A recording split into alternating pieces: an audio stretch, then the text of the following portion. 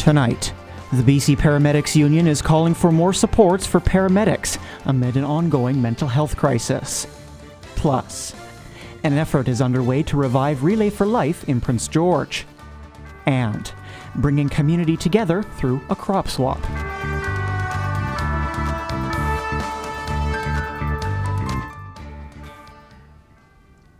Good evening and welcome to CKPG News. I'm Adam Burrows. Thank you for being with us. Tonight's top story, paramedics around the province are sounding the alarm over mental health concerns, as it's a field that has been overworked and understaffed for years. And as Tommy Osborne reports, the stats behind it are a cause for concern. BC's healthcare system has been under strain for years, and the impacts on paramedics are adding up. We've had 4 members die by suicide this year, and that is a very big escalation in numbers for us, especially since we're only at the halfway point of the year. We're now seeing 30% of our members are either off work with a mental health injury or at work while still receiving treatment. Tate says snowballing issues like COVID, the opioid crisis, burnout, understaffing, and more have led to a breaking point for many paramedics who can't keep up with increasing demands and fewer staff. If we don't get better at treating this type of stuff, this is going to affect ambulance response times for when everybody's family needs an ambulance. It's an issue both Tate and the opposition critic for mental health and addictions believes needs to be addressed immediately. We need to start listening to people that are working on the front lines. We need to understand the challenges that they are facing and what they see as being the solutions. People that work in this field every day are going to know how to solve this problem better than you or I. Rattay has been in talks with the workers and the provincial government, with their goal being to open discussions on what action needs to be taken. Tate says hiring and retention are 2 huge factors, as well as having more supports in place for those already in the field. We're realizing, hey, people can't do this for 30 years anymore and just push it down. Destigmatizing mental health discussions is a large part of this, and Tate adds it's not enough just to have supports in place, they also need to be accessible. When people put their hand up and want to come forward, we don't want there to be a 5-week delay to see a psychologist. Tate adds there has been success in hiring more full-time positions and bringing more full-time resources in, but a lot more needs to be done to address this serious concern. Tommy Osborne, CKPG News. A commercial truck caught fire on Hoffer Camp Road Friday morning. Prince George Fire Rescue rushed to the scene shortly after 10 a.m. and swiftly put out the fire. Thick black smoke could be seen billowing from the cut banks, visible even from downtown. The road was closed in both directions while emergency crews managed the situation. There were no injuries reported and the cause of the fire remains unknown at this time. Statistics Canada has released July's job numbers. In Prince George, the 3-month average unemployment rate ending in July was up 5.2%, up from 4.4% a year ago. Wholesale and retail trade, along with manufacturing, saw the biggest job losses, while the natural resources sector saw gains in employment. There were roughly 6,000 people working in natural resources last month, compared to around 3,000 in July of last year. Provincially, the unemployment rate rose to 5.9% from 5.6%, and the national unemployment rate held steady at 6.9%, though 41,000 were lost, which remained full-time jobs concentrated in the private sector. A group of local university students are working together to revive a beloved event aimed at raising awareness and funds in the fight against cancer. Nick Dubé met those committed students to find out their plans. 3 UNBC students have made it their mission to bring back the 24-hour Relay for Life event.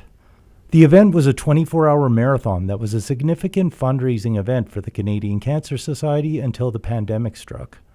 Organizer Victoria Bleeker has had many members of her family struck by cancer and recently lost a grandfather this past October. Bleeker says the cause is near and dear to the community and the group is determined to revive the relay in 2026. Everyone is touched by this terrible disease and these group of diseases, and I want the community to gather around that and to grow together and see this event happen again. We're really hoping that the community can gather behind us and give us the support we need to have this happen. We've had talks with the city about obviously having it here at Massage Place, and although we aren't confirmed at this point, we are very optimistic that that will be a possibility for us and we'll be able to run it here, because although we had it at the CN Centre in the past, I think there's something special about Massage Place. There's a sense of community here. Others, like organizer Zoe Younghusband, have also faced losses in the battle against cancer. Younghusband lost a grandmother and grandfather to the disease and honors their memory with her work on the relay revival. Though she hasn't participated in the run, once she heard about the past events, Younghusband knew she had to be involved. I moved up here about 5 years ago, so post Relay for Life Prince George, and I found such a sense of community in Prince George, and all the events I've been to, there's always just like very warm, community-centered, organized events. And I've heard many things from the relay about the relay from Victoria and other members of the community, and how the community misses this particular event. MP Todd Doherty has participated in many of the Relay for Life events before the pandemic, and he says the event and fundraising attached is more important than ever. Raising money for research, raising money for cure. I always talked about why I relay. I relay because I believe there will be a day where a cancer diagnosis isn't a death sentence. And I think it's so important that we do everything in our power to fight this terrible disease. And so I pledged long ago to do whatever I could for as long as I could to fight that fight. Though no official date is confirmed, the revival of the Relay for Life has a target date for the end of June 2026 and is in the works. Nick Dubé, CKPG News. Bouchie Lake is a quaint community located just a quick 15-minute drive from downtown Quesnel. This year, the residents have kicked off an initiative to bring the community together, especially those involved with hobby farming, through a bi-weekly crop swap. Dave Branco has more on the inaugural food exchange event. The Bouchie Lake Country Store is situated near the intersection of Nasco and Blackwater Roads, making it an ideal spot for locals to gather for a crop swap. Crop swap is basically an opportunity for people to come together, this is my own definition, at the community level to trade food, items that they've grown through the harvest. And what they're trading, it could be a zucchini for a carrot, or it could be a zucchini for a smile. It could really be anything that folks decide to put on the value of that particular vegetable. Eloise says many people in her community have a green thumb. Well, Bouchie Lake's an interesting little community. It's unincorporated for one, but certainly during the pandemic, there was a huge number of new people that moved into the area, particularly from the Fraser Valley. And we actually have a lot more people gardening in the area than I think that I've ever seen before. And we see that through the store. We get a lot of people coming in to purchase seeds and potatoes. The crop swap idea originated when residents brought extra produce to the store, wanting to donate it. So what we've got is we have people that actually have a plethora of vegetables.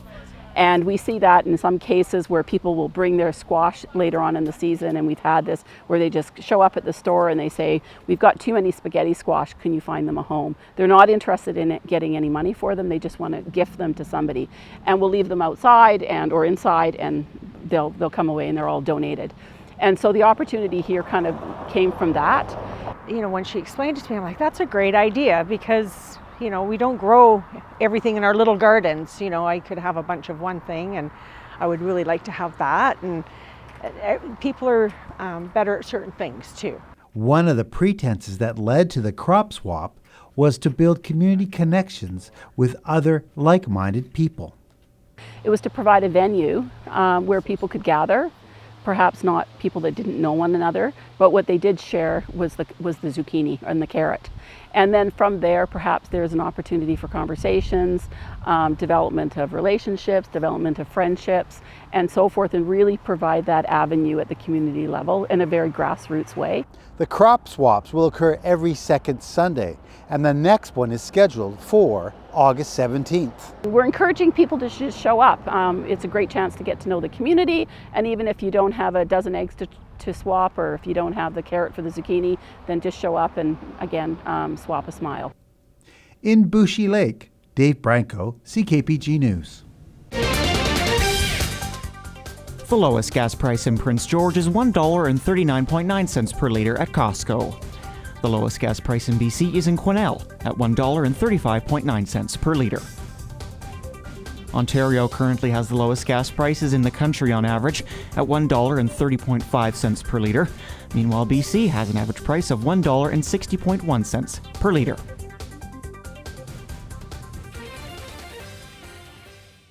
Well, a Northern BC runner is embarking on his third annual Miles for Marcus run, which is a fundraising marathon dedicated to raising money for the BC Cancer Foundation's Patient Relief Fund. Noah Allison dedicates these runs to his late father Marcus, who passed away due to bladder cancer. Allison says the third edition of Miles for Marcus will be his biggest one yet, as he will run 7 marathons in 7 days, from Prince Rupert to Terrace and back. He's been training hard to prepare for such a daunting task of a marathon a day, and while he admits it's an intimidating task, he says the memory of how his father battled through cancer and an amputation inspires him to push through.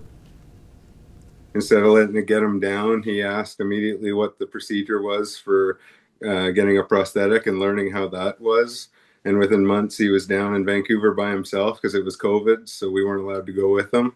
So he was down in Vancouver for a few months, within a few months after his amputation, learning how to walk again. So, you know, it's when I put those types of memories in and I start thinking about those types of things, it really carries me forward and makes the running a little easier for sure. The run begins in Prince Rupert at the Leicester Centre of the Arts on August 9th, with speeches beginning at around 9 a.m. before the run itself begins at 10 a.m. If you'd like to support his fundraising efforts, you can find the annual Miles for Marcus page on the BC Cancer Foundation's website, or you can check out his Instagram, Healing Through Endurance. As for where the money is going, Allison says he chose the BC Cancer Foundation's Patient Relief Fund because all the money goes straight to families who are impacted by cancer.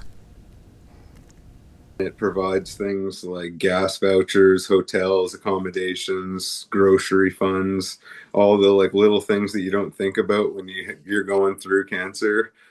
But it adds up because you don't have a choice. So it is going to have a huge impact on a lot of families.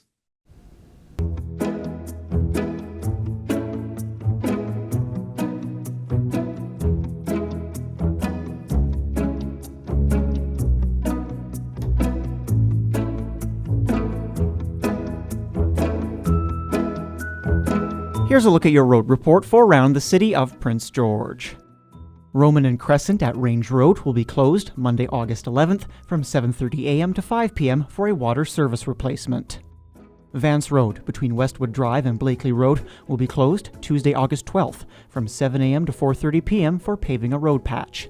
Detours will be required. Giscombe Road between the Old Caribou Highway and Blackburn Road North will experience traffic disruptions Friday, August 8th until Friday, August 22nd from 8 a.m. to 4 p.m. for utility maintenance on Telus poles. Hanlon Road between Highway 97 and Kelly Road South will be closed until Friday, August 22nd from 6 a.m. to 4 p.m. for the installation of storm infrastructure and a sidewalk. Detours will be required.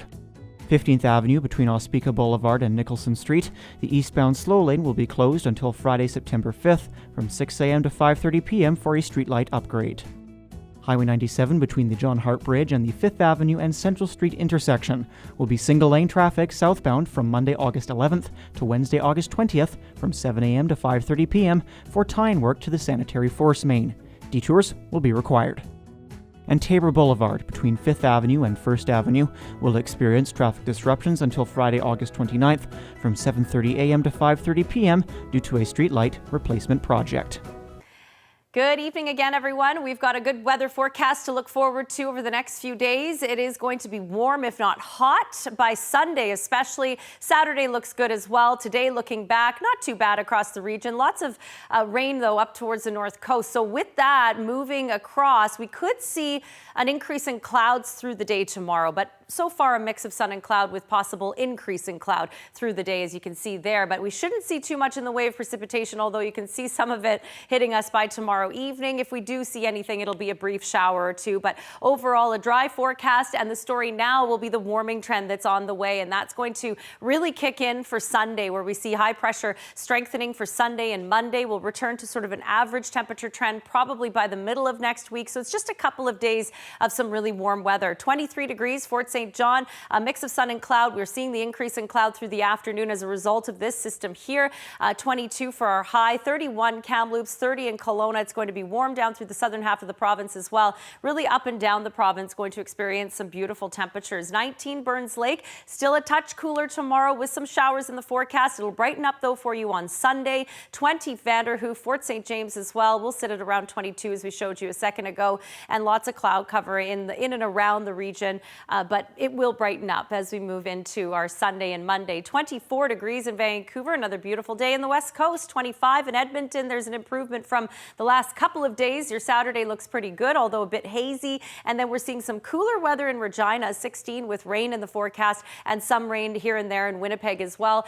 Eastern half of the country, this is what it's been like for quite a few days now, and it will continue to remain very warm out there. 30 degrees, if not 31 in a lot of areas. Burns Lake, back where we are, 6 degrees tonight. Still a bit of a cooler overnight period tonight. 19 tomorrow, rain and drizzle, especially morning hours, and then you brighten up again on Sunday and become a little bit warmer, and that will carry you right into Wednesday likely. We'll see things kind of break down after that. Mackenzie, 11 degrees and partly cloudy skies tonight, up to 21 tomorrow with mostly clouds in the forecast. Few sunny breaks though still in there, and then possibly a few rain showers on Sunday in the early half of the day, but back to nice weather again on Monday and Tuesday. So it's kind of a little bit all over the place in Mackenzie for the next couple of days. 8 and partly clouds tonight in McBride.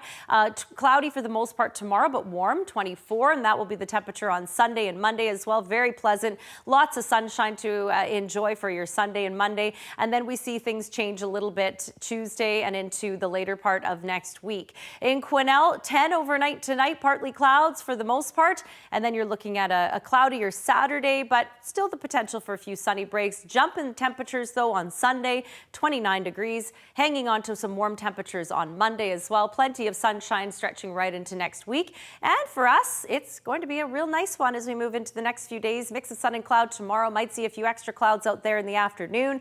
High of around 22. The southwest winds will be a bit gusty in the afternoon.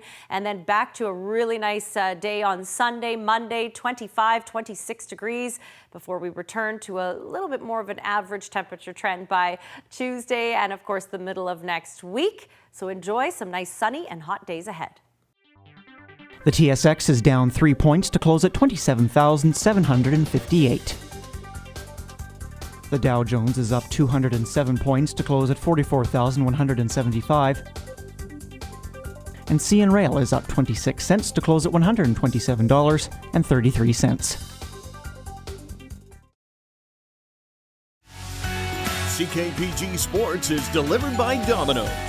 Domino's new Parmesan stuffed crust pizza tastes like never before. Order it at domino's.ca. The Prince George Kodiaks are on a bye this week, so the team is instead looking ahead to the following week's matchup against the Langley Rams. The Rams are the 6th best team in the league according to the CJFL's power rankings, so it'll be a tough challenge to take them down. However, Kodiak's head coach Jamie Borum says his team has what it takes, and they proved it against the formidable Okanagan Sun last week. Even though a 35-11 loss doesn't seem great, the Kodiaks remain the only team so far to put up any points against the Sun, and with that, we're also the only team to hold a lead against Okanagan so far. What our guys realize is they can play with them. They can execute to the level it needs to be, and for 3/4 of that football game, we're in that game. So we need to fix some things, but we got the guys here to do it, and they stood there toe to toe with those guys and fought for 4 quarters. So we got some improving to do. Came down to 4th quarter execution, missed assignments, and that's fixable, and we'll take care of that this week. As for the next game against Langley, Borum says the Rams, like the Sun, are also a perennial great football team, so the Kodiaks will have to bring their A game. He says it all comes down to solid execution for all 4 quarters of a game and avoiding self-inflicted wounds like costly penalties or discipline issues. He believes the Kodiaks will rise to the challenge, saying the team has learned a lot from other strong teams like Okanagan and the West Shore Rebels and now know what it takes to beat some of the best. We've yet to beat a top football program, and Langley is perennially one of the top teams in the league. So this is a great opportunity to play a great football team, a great football program, and handle our business at home in front of our crowd. And like the confidence that'll build from next Saturday could be amazing.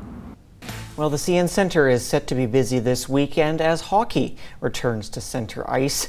The Caribou Cougars are hosting their U17 and U18 AAA summer development camps this weekend.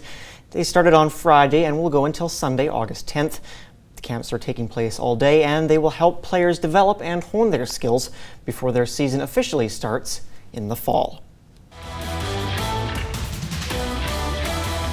We start with Pittsburgh hosting Cincinnati. Brady Singer, and for the season batting .236. 3-0 pitch is driven to left, pretty deep. Hayes backtrack, clear the deck and anchor down. Cannonball coming to left. Oppo for B-Ray, his 11th, and it's 1-0 Pirates in the first inning. Brian Reynolds' solo shot in the first was actually all the Pirates needed as they cruised to a 7-0 shutout of the Reds. Next up, we have Miami taking on Atlanta. Get the Braves a little closer here in the 6th now. Swung on and belted high and deep to right field, headed for the Braves bullpen, and gone.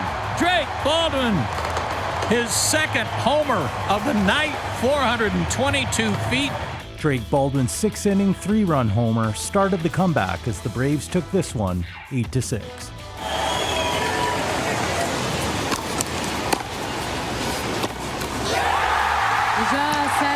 The Maiden of Montreal, at just 18 years of age, Victoria Mboko completes a magnificent run to her first tour title. And closing with women's tennis at the Montreal Open. 18-year-old Canadian Victoria Mboko defeated Naomi Osaka in 3 sets to win her first ever championship on tonight's CKP3. That's all the time we have tonight. Thank you so much for joining us. Thank you for joining us again on CKPG News. We will be back on Monday. Have a great weekend. We'll see you then.